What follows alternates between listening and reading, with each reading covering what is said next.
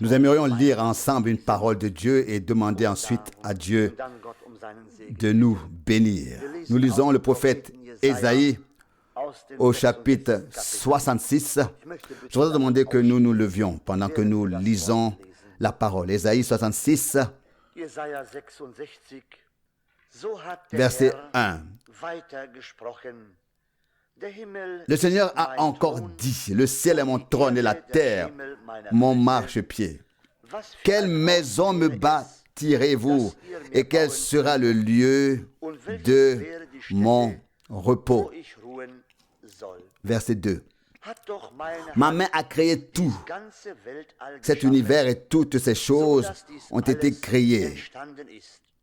C'est ce que dit le Seigneur. Je regarde vers celui qui est humble et qui a l'esprit brisé et qui tremble avec respect à la pensée de ma parole. Jusqu'ici la parole de Dieu, levons-nous ensemble pour adorer.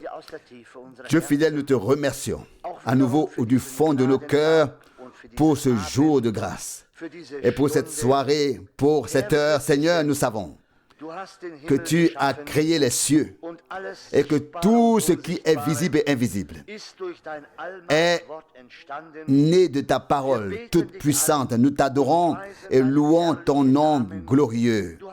Tu as le pouvoir dans les cieux et sur la terre. Tu as le pouvoir sur les hommes, sur les peuples. Tu es au-dessus de tout, ô Seigneur. Nous sommes donc ton peuple et nous t'adorons. Ici ce soir, nous te demandons aussi ensemble ta bénédiction, ta puissance, ton soutien.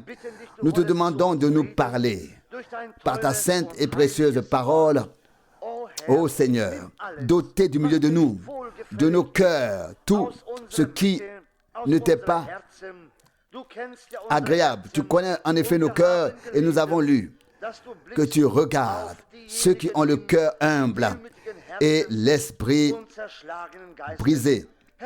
Seigneur, tu connais nos cœurs, tu connais nos pensées. Rien ne t'est caché, Seigneur, mais nous aimerions être bénis à nouveau par toi ce soir et bénis avec nous tout ton peuple, partout et en tout lieu. C'est notre prière commune au nom de Jésus. Amen.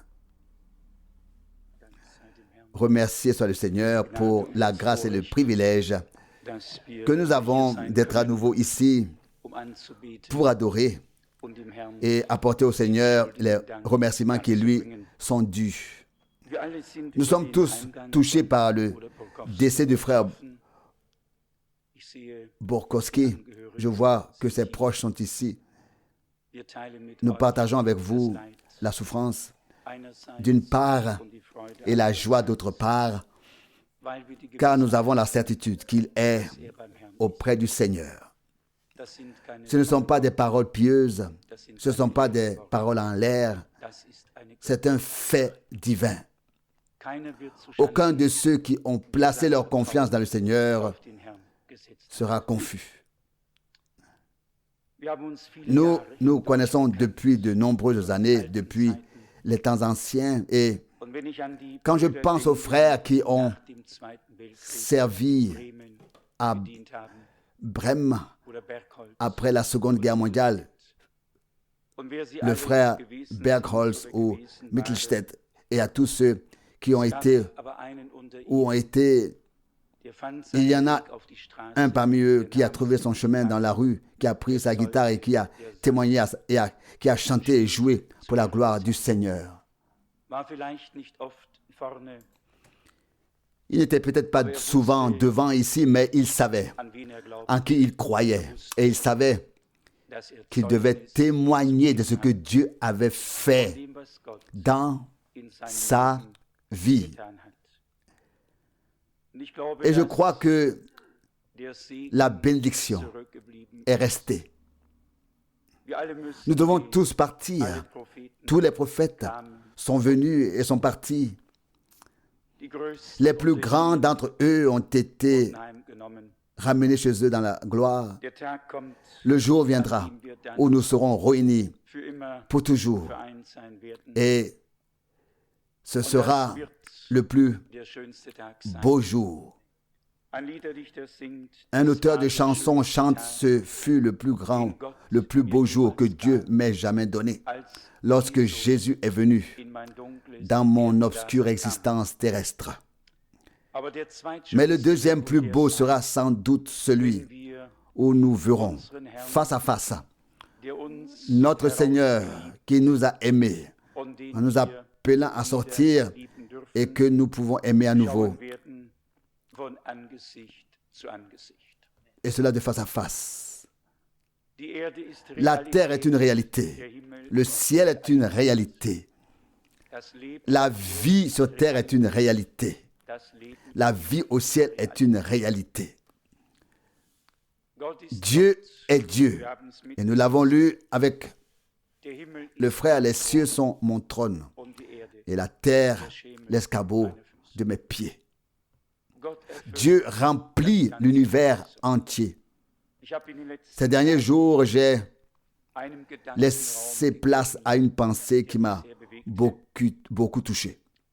Und ich sagte, Herr, Et j'ai dit: Seigneur, es ist schon cela fait longtemps seit que les hommes n'ont pas entendu etwas parler dir gehört haben. de toi.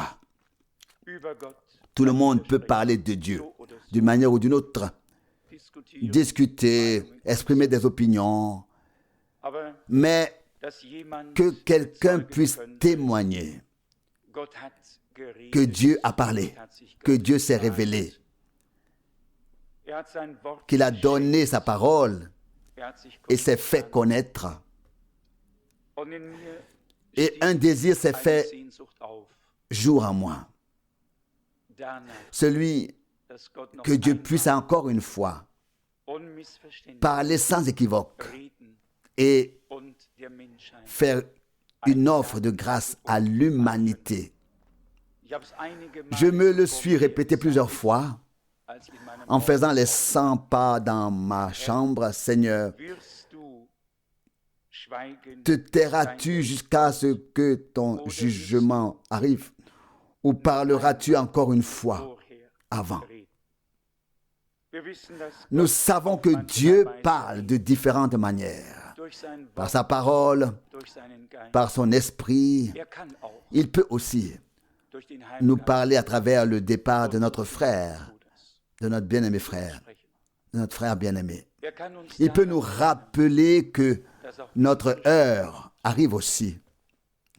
der Geist Gottes L'Esprit de kann Dieu uns peut nous überzeugen, convaincre, überführen nous persuader und kann uns et nous faire das, was auf voir en Golgatha grand ce qui s'est passé groß à Golgotha, werden lassen, sodass wir afin que nous reconnaissions le plan de salut de notre Dieu avec nous, nicht ohne et non pas sans nous, mit uns. avec nous. Und das ist Et c'est das cela Wichtige, qui est important. erkennen. Es gibt genügend, Il y a suffisamment de gens die schreiben, qui écrivent sur le plan de Dieu et qui prêchent predigen darüber. à ce sujet. Die Frage La ist, question est de savoir si nous sommes nous-mêmes devenus une partie de ce plan divin, ein Teil une partie der Gemeinde, de l'Église des premiers-nés, deren Namen dont les noms im Himmel sont écrits geschrieben dans les cieux. Hébreux 12, 23. Si nous ne sommes pas seulement des auditeurs, sondern Teilhabe dessen, was Gott uns ou des spectateurs, mais bereitet hat. des participants de ce que Dieu a préparé pour nous. Mir und uns Que le Seigneur m'accorde cela et à nous tous, par grâce, qu'il nous es uns als Geschenk, le fasse tomber comme un cadeau, non seulement sondern in das Herz hineinfallen lässt. sur nous, mais dans le cœur.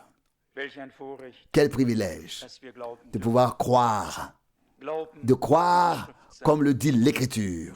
Und wenn wir Et so si den nous Verlauf suivons ainsi le cours der Kirchen de l'histoire verfolgen, des communautés religieuses, il y a toujours eu des personnes que Dieu pouvait interpeller, die bereit qui étaient waren, prêtes geistlich à vorwärts zu gehen, aller spirituellement de l'avant, die nicht qui n'ont pas privilégié l'immobilisme, mais le progrès sur le plan terrestre. La plupart ont choisi le progrès. Ils ne sont pas restés à cheval et en voiture comme dans les temps anciens, mais se déplacent en voiture, prennent l'avion. Ils ont choisi le progrès. Ils ont suivi le mouvement. Mais combien n'ont pas suivi le temps et Dieu spirituellement? Combien n'ont pas suivi le temps et Dieu spirituellement, mais se sont arrêtés? Les uns se sont arrêtés lors de la Réformation, les autres après et encore et encore. Après chaque début, il y a eu un développement, puis un arrêt. Après l'arrêt, le déclin et la vie spirituelle a été perdue et Dieu a toujours recommencé nouvellement. Et nous n'avons pas honte de dire que nous croyons de tout cœur que Dieu, avec son Église, poursuit le chemin avec détermination jusqu'au bout. Et nous croyons que le retour du Seigneur est très proche et que l'Église doit être et sera rétablie dans son état d'origine, sans aucune réduction.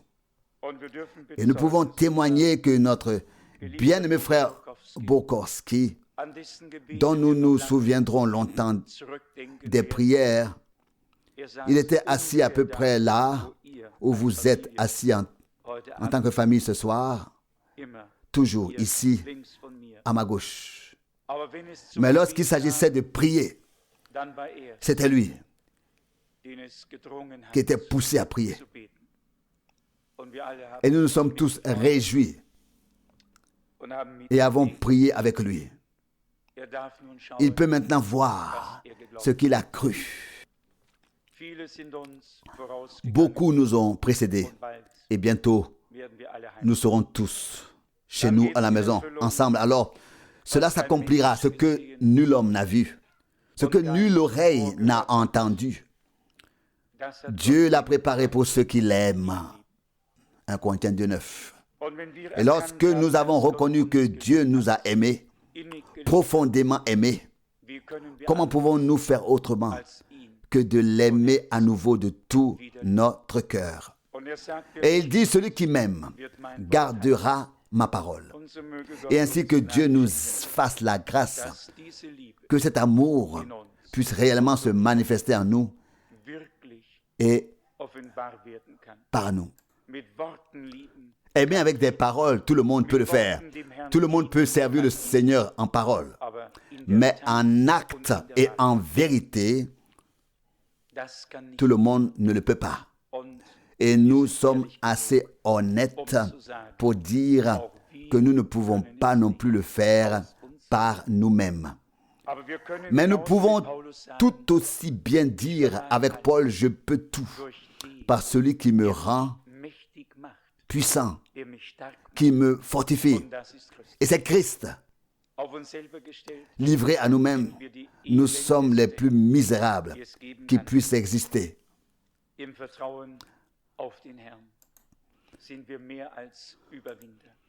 Mais en nous confiant au Seigneur, nous sommes plus que des vainqueurs, vainqueurs par le vainqueur de Golgotha.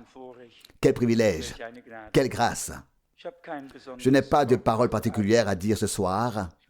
Je voudrais m'y associer, peut-être lire 2 ou 3 paroles qui pourraient s'y rapporter. Vous savez que je ne suis habituellement préparé que pour le premier week-end ici, c'est-à-dire que je m'attends à être toujours ici le premier week-end de chaque mois. Maintenant, je suis revenu à l'improviste et je repars demain après-midi. Permettez-moi de lire un peu plus loin dans les Actes des Apôtres, à la suite de la parole qu'Étienne a citée dans son sermon, tiré du prophète Ésaïe 66. qui vient de nous être lu. Actes des Apôtres 7, du verset 46. Il est question ici de David.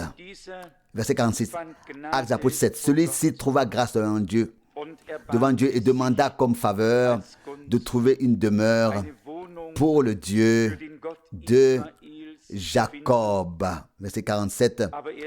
Mais c'est Salomon qui lui a construit une maison. 48. Mais le Très-Haut n'habite pas dans une construction faite de main d'homme, comme le dit le prophète Ésaïe. Verset 49. Les cieux sont mon trône et la terre l'escabeau de mes pieds. Quelle maison pourriez-vous me construire, dit le Seigneur, ou quel lieu de repos pour moi. Verset 50. Ma main n'a-t-elle pas créé tout cet univers? Et voilà juste après. Étienne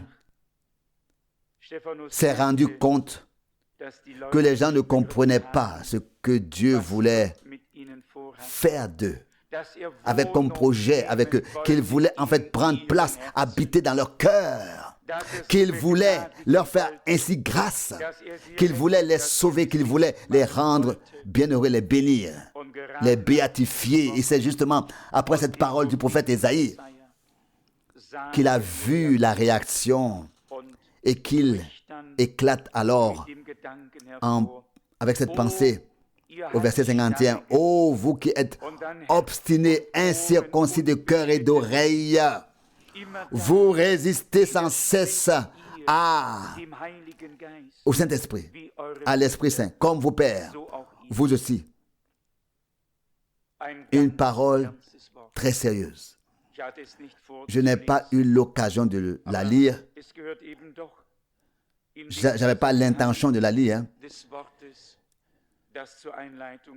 Mais elle fait partie du contexte de la parole qui a été lue en introduction tirée du prophète Ésaïe. Dieu veut habiter, mais Dieu est un Dieu vivant. Comment peut-il prendre demeure, s'installer dans un bâtiment mort en tant que Dieu vivant? Il a besoin de quelque chose de vivant, de quelque chose qui bouge, de quelque chose qui peut ressentir. Il a besoin de personne. Il a besoin de toi et de moi. Il veut faire sa demeure dans nos cœurs par la foi. Habiter. David voulait construire une maison pour le Seigneur. Et Dieu a dit, non, pas toi. C'est ton fils qui le fera. 2 Samuel 7, 13. La réponse vint alors, mais Dieu n'habite pas dans une maison construite de main d'homme. Acte 7, 48. Dieu habite par la foi dans ton cœur et dans le mien. Alléluia. C'est une réalité. Dieu habite par la foi dans ton cœur et dans le mien.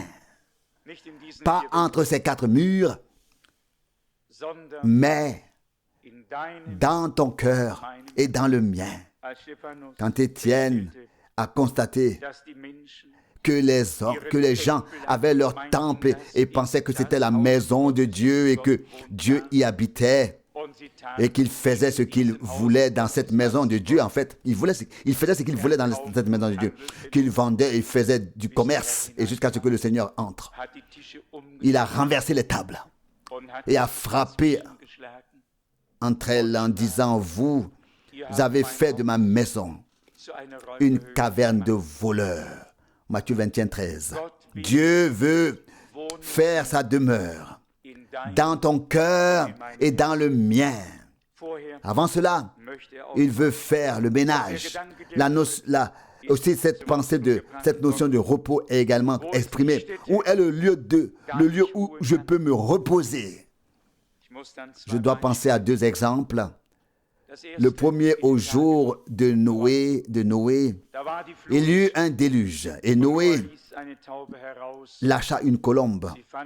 Elle ne trouva pas d'endroit où se reposer. Elle revint. Elle savait où était sa place. Noé a laissé sortir le corbeau qui s'est envolé. Il est parti, il n'est plus revenu. Lorsque notre Seigneur a été baptisé dans le Jourdain, le ciel s'est ouvert et la colombe où l'Esprit est descendu comme une colombe. Puis la voix a dit, celui-ci est mon fils bien-aimé, en qui j'ai mis toute mon affection. Dieu cherche des personnes en qui il peut prendre plaisir, des personnes en qui il peut faire sa demeure. Et l'autre parole de l'Épître aux Hébreux, il y a un repos présent pour le peuple de Dieu. Hébreux 4, 9. Au milieu de toute agitation, au milieu de tout ce qui va et vient, au milieu de toute haine, au milieu de toute dispute, au milieu de tout ce qui est sur la terre, et nous ne traversons pas ce monde avec des œillères. Nous sommes au milieu. Mais notre Seigneur parle dans l'évangile de Jean au chapitre 17. Vous êtes dans ce monde, mais vous n'êtes pas de ce monde. Comme moi, je ne suis pas de ce monde. Il y a des gens dans ce monde qui n'appartiennent pas à ce monde, qui sont destinés à être avec Dieu pour l'éternité. Et ces personnes ont reçu la grâce, elles ont reçu la vie éternelle, elles ont accepté l'offre de grâce de Dieu pour elles personnellement comme un don, comme un cadeau.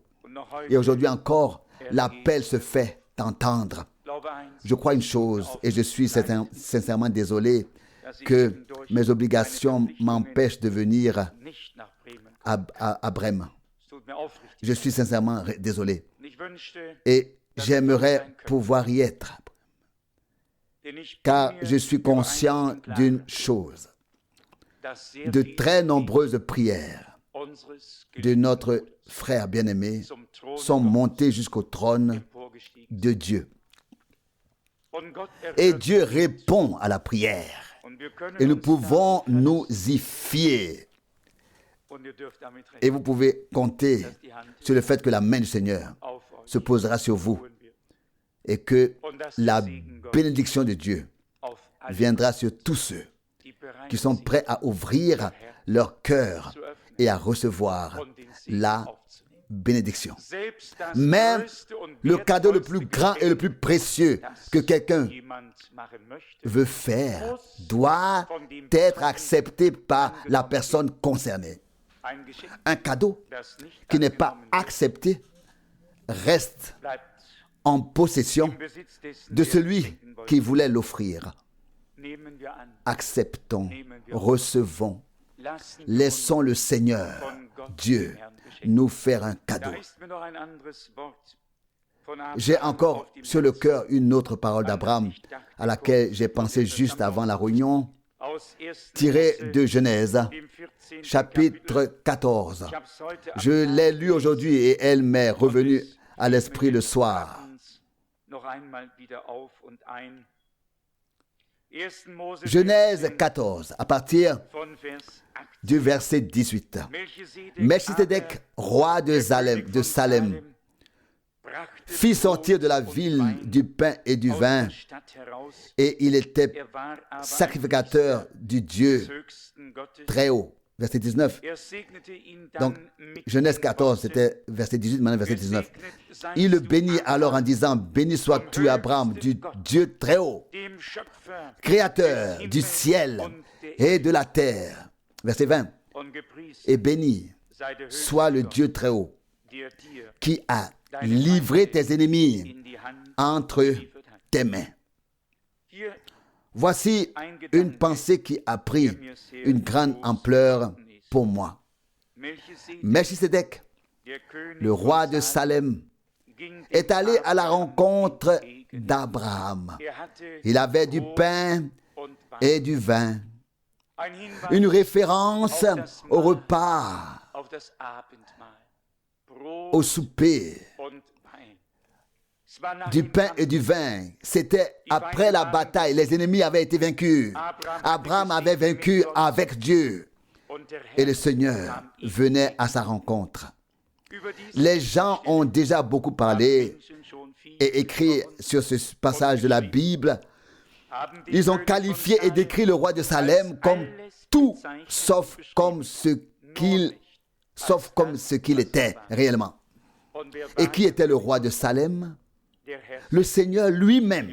Je vous le lis dans les Saintes Écritures. Dans Hébreux, au 7e chapitre, il est écrit au verset 1, « Ce Melchisédek, roi de Salem, sacrificateur du Dieu très haut, alla à la rencontre d'Abraham à son retour de la défaite des rois et le bénit. » Qui peut bénir si ce n'est Dieu le Seigneur lui-même? Et le bénit. Verset 2. En échange, Abraham lui donna la dîme de tout le butin. Tout d'abord, si l'on traduit son nom, il est roi de justice. Il y a-t-il un homme qui soit appelé roi de justice ici sur terre? Y a-t-il un homme? Non. Il y a eu des rois, Salomon, David, ce furent de grands rois, mais un seul est roi de justice. Il est écrit ici au verset 2 d'abord, si l'on traduit son nom, il est roi de justice, mais ensuite il est aussi roi de Salem, ce qui signifie roi de paix. Salem, Jérusalem, le roi de tous les rois, le roi des rois, vint à la rencontre d'Abraham lui-même et le bénit en disant, béni sois-tu par le Dieu très haut, créateur du ciel et de la terre. Il vint cependant dans sa fonction de sacrificateur. En effet, nous voyons le Seigneur dans le Nouveau Testament en tant que souverain sacrificateur. Nous le voyons de différentes manières. Permettez-moi de continuer à lire pour qu'aucune question ne reste sans réponse. Verset 3. Il n'a ni père, ni mère, ni généalogie, ni commencement de jour, ni fin de jour. Existe-t-il un roi qui n'a ni père, ni mère, ni généalogie, dont on ne puisse retracer la généalogie quelque part? Le plus grand roi, David et Salomon, on peut retracer leur généalogie. En voici un, ici, dont il est dit, il n'a ni père, ni mère, ni généalogie, ni commencement de jour, ni fin de vie. Alléluia. Gloire à Dieu. Nous n'avons pas besoin de deviner. Il nous suffit de laisser la parole de Dieu nous parler. Dans l'Ancien Testament, le Seigneur n'était pas encore venu dans la chair. Il ne s'était pas encore manifesté comme Fils de Dieu. Pas de père, pas de mère, pas de commencement et pas de fin. Puis, la parole s'est faite chair et a habité parmi nous. Et nous avons contemplé sa gloire. Ça, c'est l'évangile. Ça, c'est le message de joie. C'est la révélation de Dieu lui-même en Jésus-Christ, notre Seigneur. Si l'on lit ce passage uniquement à partir de l'Ancien Testament, on est proche de la pensée qu'il y avait un roi à Jérusalem et qu'il est ensuite venu si magnifiquement chez Abraham, apportant du pain et du vin et le bénissant. Et comme il est beau que nous puissions toujours prendre les deux, l'Ancien et le Nouveau Testament. Celui qui a été une fois transfiguré et révélé par l'Esprit, celui à qui ces choses ont été révélées par l'Esprit, c'est fait pour lui, pour toujours. La réponse dont nous avons besoin pour l'Ancien Testament se trouve dans le Nouveau. Et celle dont nous avons besoin pour le Nouveau se trouve dans l'Ancien. Ça, c'est un complément tel que seul Dieu pouvait l'offrir par grâce. Écoutez-le encore une fois, verset 2, Hébreux 7. D'abord, il est, si l'on traduit son nom, et ce n'est pas nous qui l'interprétons maintenant, c'est l'Écriture sainte. Et nous en sommes reconnaissants. Roi de justice, mais aussi roi de Salem, ce qui signifie roi de paix. Seul celui qui est lui-même le prince de la paix, qui est lui-même le roi dont il est écrit dans l'évangile de Matthieu, alors le roi dira à ceux qui sont à sa droite.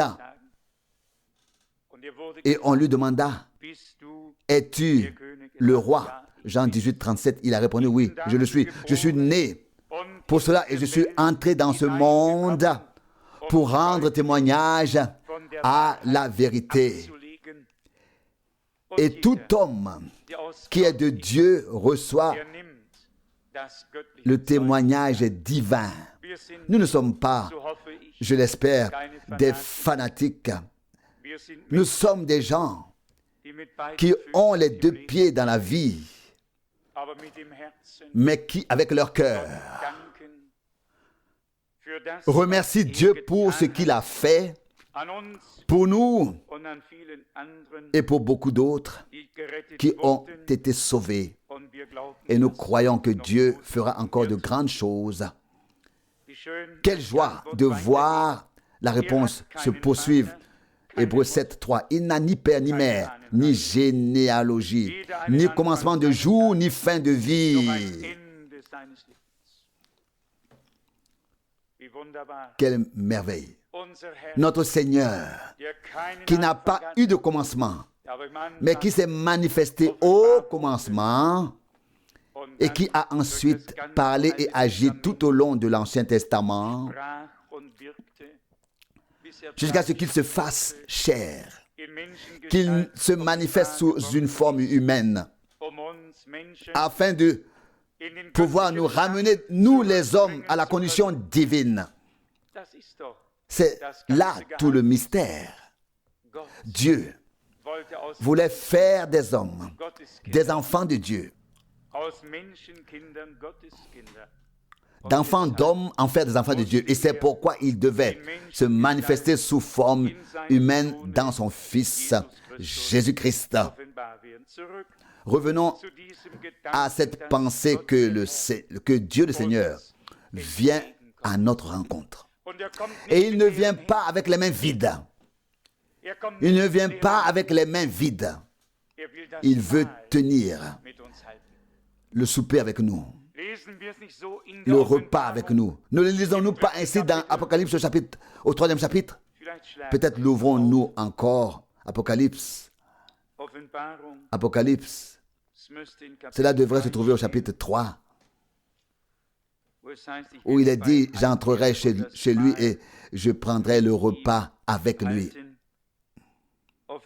Apocalypse, vous l'avez trouvé? Verset 20. Apocalypse 3, verset 20. Voici, je me tiens à la porte et je frappe. Si quelqu'un entend ma voix et ouvre la porte, j'entrerai chez lui. Je prendrai mon repas avec lui et lui avec moi. Abraham a entendu l'appel du Seigneur. Dieu, il a tout quitté et s'est engagé avec obéissance et foi sur le chemin qu'il devait suivre. Le Seigneur est venu à sa rencontre, non pas les mains vides. C'est à lui que le Seigneur a donné la victoire. C'est avec lui qu'il a tenu le souper. Dans le Nouveau Testament, il nous est dit très clairement, voici que je me tiens à la porte et que je frappe. La porte de notre cœur ne s'ouvre pas de l'extérieur, elle s'ouvre de l'intérieur. Il n'y a pas de poignée à l'extérieur. Elle doit venir de l'intérieur, elle doit s'ouvrir de l'intérieur. Elle doit émaner de toi. C'est toi qui dois l'ouvrir. Agis. Et cela opéré par le Saint-Esprit, par l'Esprit de Dieu. Dieu ne saisit pas et n'ouvre pas par la force une porte. Dieu parle.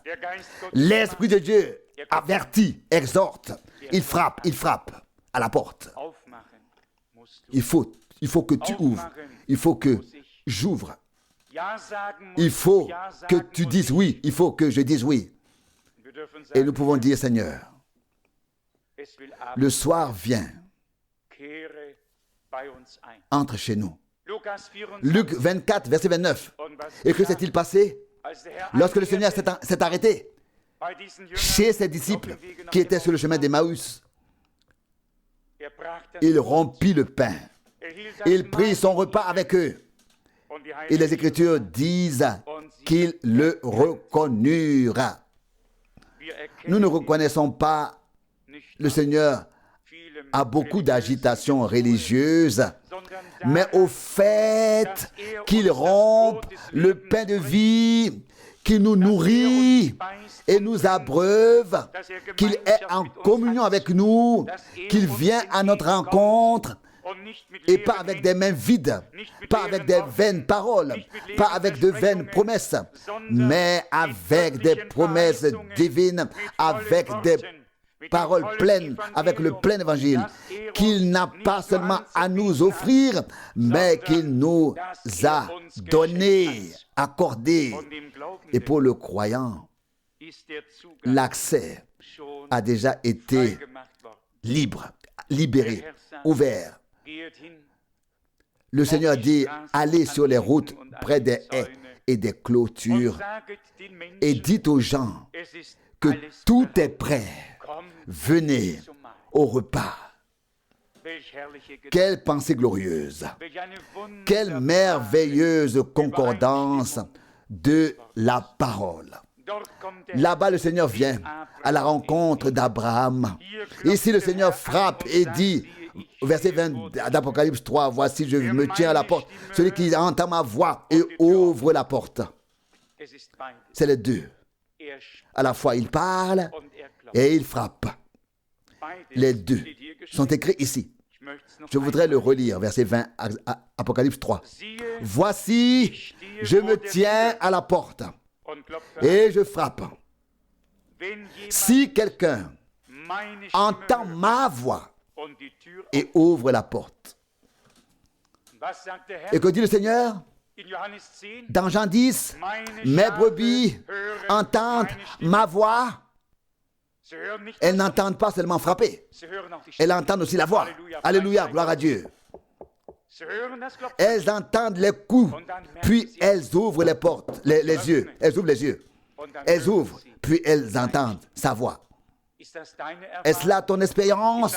Est-ce que c'est mon expérience? Est-ce que tu l'as vécu? Est-ce que je l'ai vécu? N'avons-nous pas souvent fait l'expérience que le Seigneur est venu à notre rencontre les mains pleines? N'avons-nous pas souvent fait l'expérience qu'il nous a bénis et a rompu le pain de vie? Gloire à notre Dieu. Il est toujours le même aujourd'hui. Le Dieu d'Abraham est notre Dieu. Il parle, il frappe, il agit. Quelle parole glorieuse. Et les disciples d'Emmaüs, ils disaient, Seigneur, viens à nous, entre, car le soir à son déclin. Et il entra et tint le souper avec eux, le repas du soir. Et là encore, le lien avec Matthieu 22. Allez et invitez qui vous trouverez. Et dites aux gens que le repas est prêt, le festin. Le Seigneur vous laisse inviter. Un auteur de chansons chante: écoute, ton Sauveur te fait inviter. Viens, viens et vois. Au festin de noces de grâce, viens, viens et vois. Voici, je me tiens à la porte et je frappe. Si quelqu'un entend ma voix et ouvre, c'est à nous d'ouvrir, pas à lui. D'ouvrir, c'est à nous. Le remarquons-nous ici, car c'est ainsi que c'est écrit. Voici, au verset 20, je me tiens à la porte et je frappe. Si quelqu'un entend ma voix et ouvre la porte, je vous demande ce soir, quelle voix entendons-nous ce soir? Quelle voix entendons-nous ce soir? Est-ce que nous entendons la voix de frère Rousse, de frère Franck, de frère Borkonski, de frère Schmidt ou de quelqu'un d'autre? Quelle voix entendons-nous? Est-ce que nous entendons Dieu nous parler à travers sa parole? Est-ce que nous entendons Dieu à travers sa parole? Alors à nous. Alors, on peut dire que nous sommes bien heureux. Si c'est le cas, alors on peut dire que nous sommes bien heureux. Et tous ceux qui entendent vraiment la parole de Dieu comprennent que ce n'est pas le prédicateur ni l'évangéliste, mais que c'est le Seigneur lui-même en personne qui nous parle. Et les disciples disaient alors, nos cœurs ne brûlaient-ils pas lorsqu'il nous parlait en chemin? Je vous le dis, nos cœurs brûlent parce qu'il nous parle encore. Et nous pouvons ouvrir. L'homme doit comprendre que Dieu ne s'intéresse à aucune construction.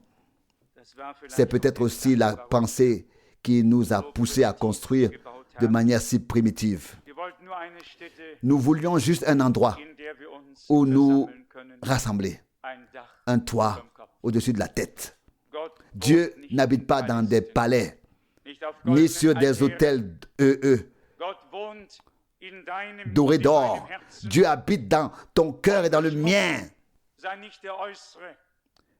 Que notre parure ne soit pas l'extérieur, ne soit pas extérieur, mais que l'homme intérieur se pare d'une nature douce et belle, qui soit droite devant Dieu. Avons-nous entendu? L'avons-nous entendu frapper à la porte? Avons-nous compris qu'il vient à notre rencontre, pas avec des mains vides, non pas avec des vaines promesses, non pas avec des promesses à côté desquelles il passerait? Non. Notre Dieu tient ce qu'il promet.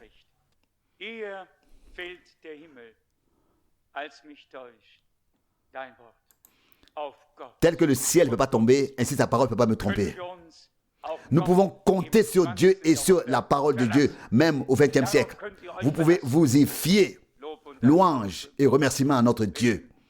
S'il est écrit dans Romains 3, tout homme est un menteur, mais Dieu demeure vrai. C'est toujours vrai, c'est toujours vrai. Dieu reste vrai. Étienne a dû dire à l'époque dans son sermon, « Ô vous, les obstinés, vous résistez au Saint-Esprit. Vous ne répondez pas à ses avertissements, vous n'entendez pas les coups qu'il frappe. » Et il dit, comme vos pères, vous aussi. Il n'y a rien de pire que le fait qu'un homme soit interpellé par Dieu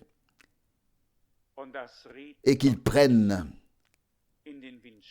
la parole de Dieu, le discours de Dieu et rebrousse poil et poursuive son propre chemin.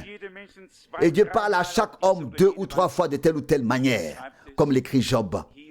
dans Job 33, verset 14. Aujourd'hui, Dieu nous parle.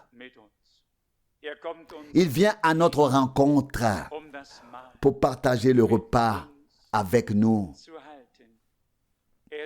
Il nous parle. Il nous bénit. Il a béni Abraham. Il a apporté du pain et du vin, symbole du souper, du repas du soir, du pain et du vin. Puis il l'a béni avec puissance en disant, Abraham, béni sois-tu par le Dieu très haut qui a créé le ciel et la terre.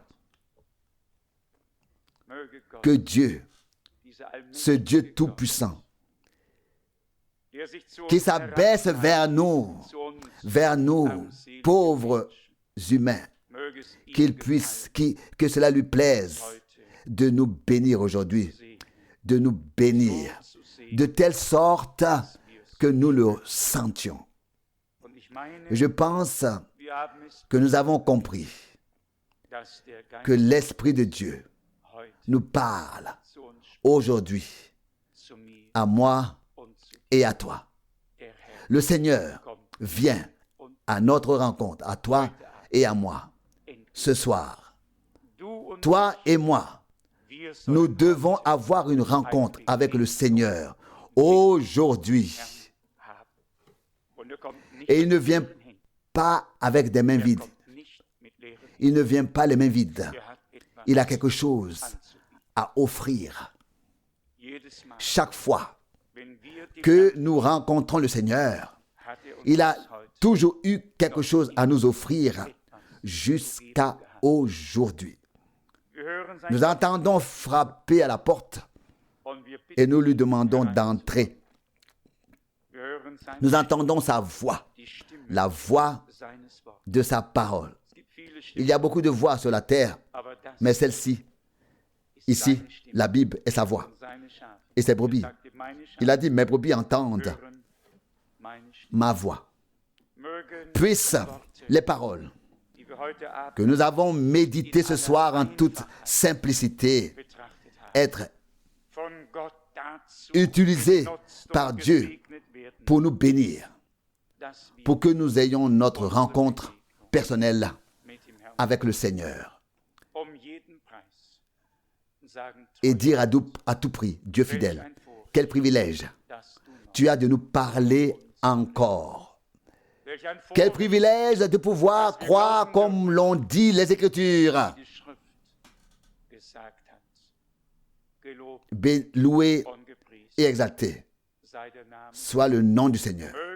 Que l'histoire d'Abraham soit ton histoire et la mienne. Que l'expérience qu'il a vécue soit la tienne et la mienne. Ceux qui connaissent l'épître aux Galates savent, ainsi que l'épître aux Romains, qu'Abraham a été désigné comme le père de la foi, à qui Dieu a fait la promesse. Nous, qui sommes issus de la foi, avons reçu les promesses de Dieu. Ce soir encore, le Seigneur vient à notre rencontre pour nous bénir et être avec nous. Que son nom soit loué. Amen. Levons-nous et prions. Père céleste, je te remercie de tout cœur pour ta sainte et précieuse parole. Elle est encore vivante aujourd'hui. Elle est efficace. Elle est puissante. Elle pénètre. Elle sépare l'âme et l'esprit, la moelle et les jambes. Seigneur bien-aimé, tu parles parfois d'une manière douce et silencieuse, et pourtant puissante et insistante, comme un ami parle à son ami. Tu ne nous cries pas dessus, tu nous parles avec amour. Oh, nous te remercions pour cela. et nous glorifions ton Saint-Nom. Seigneur, nous en connaissons quelques-uns que tu as bénis et utilisés. Et nous sommes reconnaissants pour les bénédictions que tu nous as données et partagées à travers notre frère bien-aimé que tu as rappelé à la maison. Seigneur, je prie aujourd'hui pour toute sa maison. Il n'était qu'un être humain, tout comme nous. Et je prie pour tous les membres de la famille. S'ils ont vu des faiblesses ou des infirmités dans la vie de notre frère, qu'ils puissent les ignorer. Car nous ne sommes que des êtres humains. Et nous sommes tous humains. Si nous voyons nos faiblesses et nos infirmités, nous oublions celles des autres. Tu dis, qui est le Fils de l'homme? Et l'homme pour que tu aies pitié de lui. Que sommes-nous? Des ratés, des créatures pathétiques qui ont reçu grâce. Je te prie, Sauveur bien-aimé, que toute la maison sache que tu fais grâce à qui tu fais grâce et que tu fais miséricorde à ceux à qui tu fais miséricorde, indépendamment de ce que nous sommes. Sauveur, nous te remercions d'avoir parlé avec nous aujourd'hui, d'être venu à notre rencontre. Ô Seigneur, nous ne te n'aurions jamais trouvé si tu ne nous avais pas trouvés. Jamais nous n'aurions pu te parler si tu ne nous avais pas parlé. Jamais nous n'aurions pu fêter le repas avec toi si tu ne l'avais pas fêté avec nous. Ô Seigneur, c'est avec un cœur reconnaissant que nous nous tenons devant toi. Le ciel est ton trône, la terre l'escabeau de tes pieds, ton marchepied, et nos cœurs, le lieu où tu habites. Alléluia. Nous ne pouvons pas le saisir. Et pourtant, nous l'avons vécu, expérimenté. Et nous te remercions du plus profond de notre âme. C'est une réalité. C'est vrai. Une vérité vécue. Tu es revenu et tu as établi ta demeure à nous.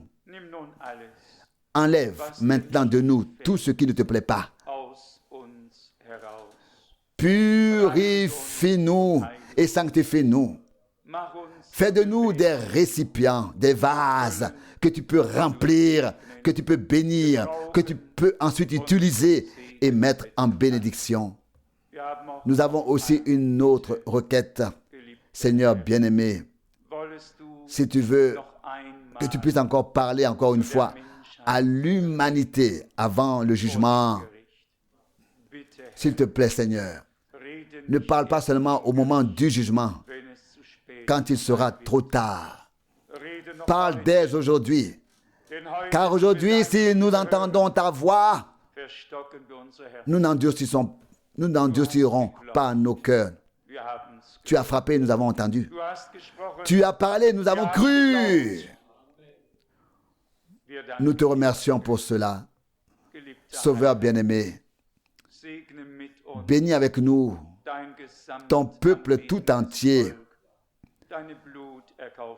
dans l'adoration, ta troupe rachetée de ton sang sur toute la terre, et que cela te soit, que cela te plaise, pas seulement de nous faire grâce, mais de nous faire miséricorde les uns et que nous puissions faire miséricorde, exercer la miséricorde les uns envers les autres, de nous pardonner mutuellement comme tu nous as pardonné. uns geliebt hast. Geliebter Heiland, tu es alles zur Verherrlichung. De nous aimer les uns les autres comme tu nous as aimés. Sauveur bien-aimé, fais tout cela pour la gloire de ton nom. Amen.